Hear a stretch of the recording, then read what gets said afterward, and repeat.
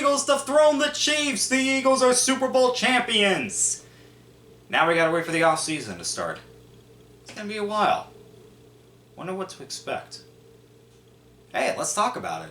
What's going on, guys? Dick Support here, back to another video. Today I'm going over 5 things we could expect from the NFL offseason, and this includes both free agency and the draft. I'm not going to waste any more time because I think we all know the top thing I should be talking about is the quarterbacks. With the quarterbacks, I find it fascinating not because of the draft, but because of free agency. Hear me out on this.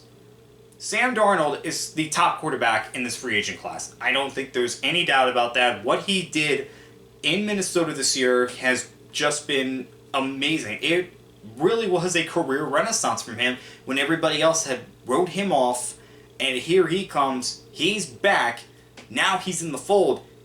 But which Sam Darnold would a team get? Would you get the guy that was great for Minnesota for most of the season, or would you see the guy that we saw with the Jets and other teams before Minnesota during the last 2 weeks of the season? That included the final game of the year against the Lions and then the playoff game. That's the big question when it comes to Sam Darnold.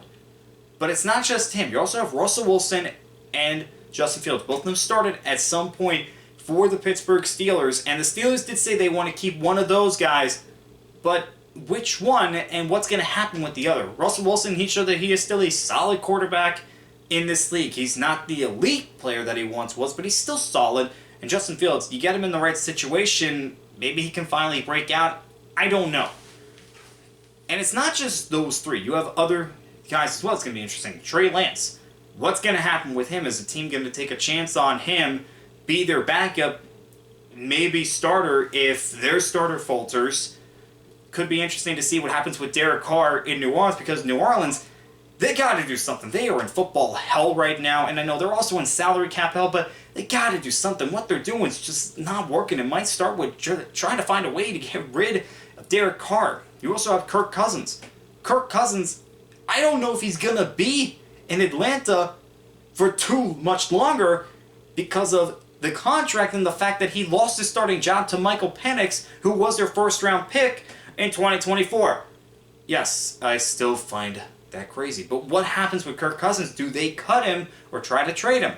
I don't know. And there's other quarterbacks on the market that also could be interesting to see. And it all goes back to the draft for me, because this draft class is not as deep as it was last year. We saw 6 quarterbacks go in the first round last year. There might only be 2 this year. And we know who those 2 are most likely going to be. Cam Ward and Shadir Sanders. And the question is going to be, for me, what does Tennessee do with the first overall pick? Could they go quarterback? Absolutely. But is it a guarantee? Absolutely not. They could just go with an Adol Carter from Penn State or Travis Hunter from Colorado, Sanders' teammate. They could just do that and say, let's go get a Sam Darnold, or let's go get a Justin Fields and see what happens, because I'm not too confident in this quarterback class. We could definitely see that. We saw that in 2017 when the Browns decided to take Myles Garrett over the 3 quarterbacks that were taken in the first round. I could definitely see that happening. Okay? Is it a guarantee? Absolutely not. Right now, I'm 50-50 on it, but I could definitely see that. So what happens with this quarterback class is going to be interesting, both in free agency and the draft. Another interesting thing is going to be the running backs, because last year we saw a few running backs sign some pretty big deals in terms of what running backs have been getting lately. Derrick Henry signed a 2-year deal with the Baltimore Ravens. He was 30 years old. People were wondering if he had anything left in the tank. Saquon Barkley had dealt with injuries. He signed a 3-year deal. Josh Jacobs signed with Green Bay. They cut Aaron Jones, who signed a 1-year deal with Minnesota, and all 4 absolutely produced. Of course, we know Saquon, 2,000 yards. Derrick Henry, 1,900 yards. Josh Jacobs really was what Green Bay needed this year. And then Aaron Jones, just amazing what he was able to do in Minnesota, show Green Bay why they should not have cut him. Now, the question is going to be what happens with this running back free agency class, and even in the draft, because you have some running backs that are definitely going to be considered first-round picks. And we saw where everybody thought the running back position was starting to die. Well, last season, it seemed like a new shot of life was brought back into it. Now, I'll admit, this free agency class, it's not as big as it was last year. I mean, Aaron Jones is back as a free agent. Nick Chubb is going to be a free agent, but he's got some injury issues, so I don't know what teams are going to want to do with him. Raheem Mostert's getting up there in age, and there's some other guys as well, but there's going to be question marks with them. But in this draft, I mean, Ashton Gente, I hope I said that right, he is the top running back in this class. Could he be a top 10 pick?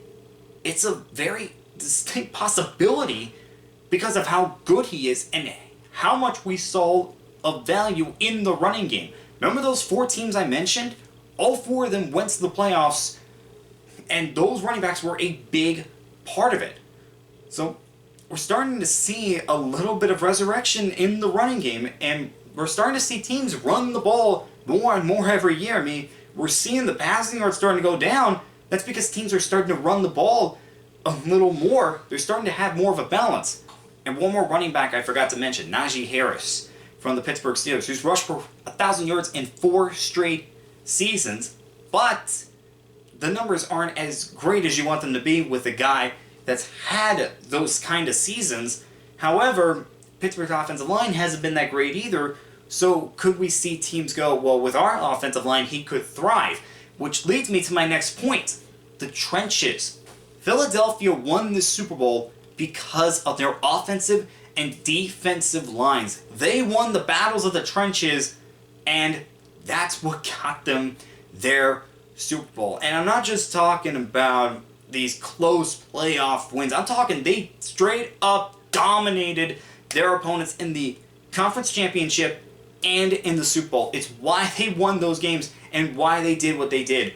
Because they were just able to beat up the Commanders and the Chiefs. And now it's going to be interesting to see what happens with the guys entering the draft and these guys going into free agency. With Philadelphia, Kai Becton's a free agent. This guy, he was not a great tackle with the Jets. He kept getting injured and was inconsistent. He goes to Philadelphia, becomes a guard, and he has the breakout that a lot of people have been waiting for. Now he's a free agent. Where is he going to go? What's he going to sign for? In Kansas City, Trey Smith is one of the best interior offensive linemen in the NFL. He's a free agent. How much are the Chiefs going to have to be willing to pay to keep him? And if they can't, where's he going to go? How much will he get? In Baltimore, we have both Ronnie Stanley and Patrick McCarry. Patrick McCarry is one of the most versatile offensive linemen in the NFL. He is going to be a guy that teams are going to want to get. And Ronnie Stanley, he returned to the form that we saw before he got injured after signing the contract extension.